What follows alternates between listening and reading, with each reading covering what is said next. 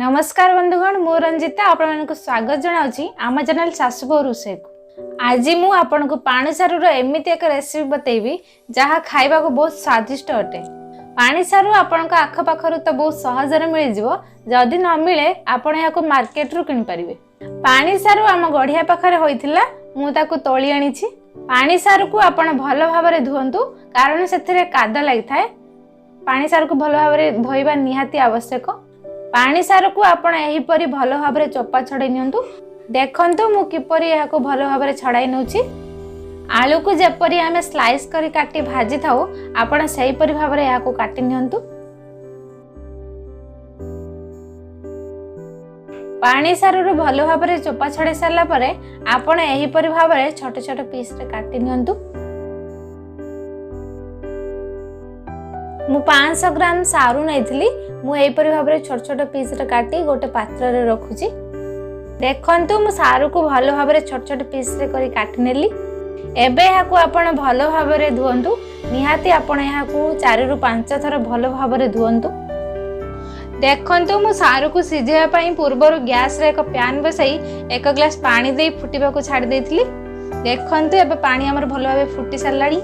एबे सेथिरे आमे काटी रखिथिबा सारू को पकेइबा। एबे आपण एही सारू रे 1 चम्मच लूण पकांतु, आधा चम्मच हळदी गुंड पकांतु।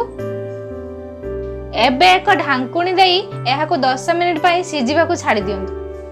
देखंतु एबे हमर सारू सिझी आसलानी। आपण खुरसुनी मारी देखि परिबे सारू सिझी कि नाही। आपण याको बेसी समय सिझांतु नाही, दर सिझा करी याको एक प्लेट को काढी नियंतु। एहाको बेसी समय सिझेबे नाही, नहले एहा घांटी होई जिवो। देखंतु मु सारू को गोटे प्लेट को काढी नेली। एबे गैस रे एक पैन बसांतु। पैन हल्का गरम होला परे सेथिरे आपण 4 चम्मच तेल पकांतु। एबे सेथिरे आपण 3टी सुखिला लंका पकांतु एवं 1 चम्मच पंचफुटन पकाई एहाको हल्का भाजी नियंतु। एवं सेथिरे गोटे कटा प्याज पकाई एहाको भाजी नियंतु। एबे मु 1 इंच अदा को छोट छोट पीस रे काट नेछि एवं सेथिरे 4 रु 5 पकड़ा रसुण पकाई एहाको मु भलो भाबरे छेचि नेबी। देखंतु प्याज हमर हल्का ब्राउन कलर होई आसलानी। एबे सेथिरे आमे पूर्वरु प्रस्तुत कर रखिथिबा अदा रसुण छेचा को पकाई देबा। एबे आमे एहाको आउ 1 मिनिट पर्यंत भलो भाबरे कसी नेबा। एबे आमे एथिरे गोटे बिलाती कटा पकाई एहाको पुणी थरे कसी नेबा। मसला को अल्प कसला परे टमाटर जरिया पई आमे सेथिरे चिमुटा हळदी गुंड पकाइबा एवं 1 चिमुटा लूण पकाइबा। मसला को सिझिया पई आमे एहाको 2 मिनिट पर्यंत घुड़ाई देबा। एहा फଳରେ मसला हमर भलो भाबरे सिझी जिवो। एबे एक पात्र को 3 चम्मच बेसन नियंतु एवं सेथिरे अल्प पानी देई एहाको भलो भाबरे फेंटी नियंतु। सारू को क्रिस्पी करया पई आमे ए मिश्रण प्रस्तुत करूछु। एबे सेथिरे आपण आधा चम्मच लंका गुंड पकाई पुणी एहाको भलो भाबरे फेंटी नियंतु। देखंतु एबे हमर मिश्रण बनी प्रस्तुत। एबे चलन देखिबा हम मसला सिझिलानी कि नाही। देखंतु मु मसला को 2 मिनिट पर्यंत घोड़ाई रखिथिली।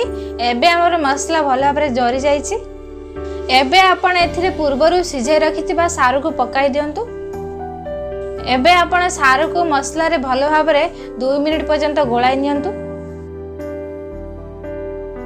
तापरे आपण एथिरे पूर्वरु प्रस्तुत कर रखिथिबा बेसन मिश्रण को एथिरे पकाई दियंतु। एबे आपण ए समस्त सामग्री को 5 रु 7 मिनिट पर्यंत भलो भाबरे क्रिस्पी हला पर्यंत बा गोल्डन ब्राउन कलर हला पर्यंत भलो भाबरे भाजंतु। देखंतु मु एहा को 5 रु 7 मिनिट भाजला परे एहा गोल्डन ब्राउन कलर होई गलानी। एबे मु एथिरे 1 चम्मच जीरा गुंड को पकाई देबी एवं सेथिरे काटी रखिथिबा किछि धनिया पत्र को पकाई देबी। फଳରେ सारू रो टेस्ट आहुरी अधिक बढ़ी जाय। जीरा गुंड एवं धनिया पत्र पकाई सारला परे आपण या को आहुरी 1 मिनिट पर्यंत भाजी नियंतु। देखंतु एबे हमर गरमा गरम क्रिस्पी सारू भजा बनी प्रस्तुत।